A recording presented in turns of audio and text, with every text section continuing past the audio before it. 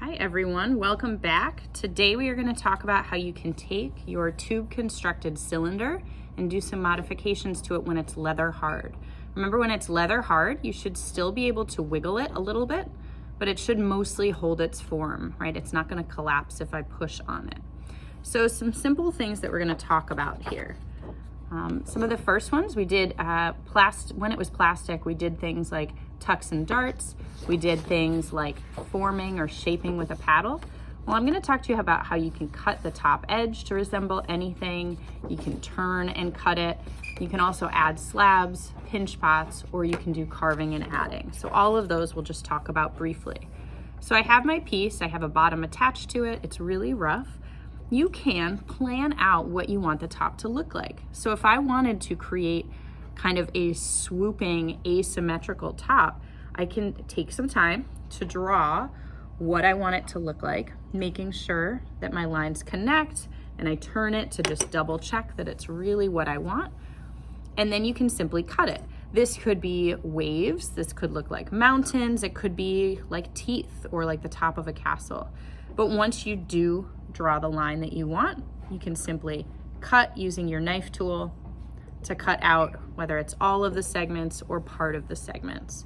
So in this case, just to show you, I'm just gonna do part. And all of a sudden it adds some interest, and it might tell a little bit more of your story that you're trying to tell through this piece. So keep that in mind. You can cut things off the bottom, you can cut things off the top.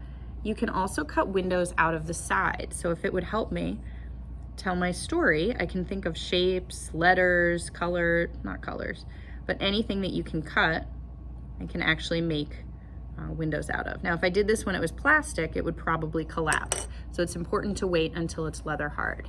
And so now you see I'm starting to get some details in my form. So that is cutting it. I also mentioned on this sheet that you can take and turn it sideways and you can cut it as well. So I'm not going to show you that just because mine is pretty vertical, but that's something that you could easily do.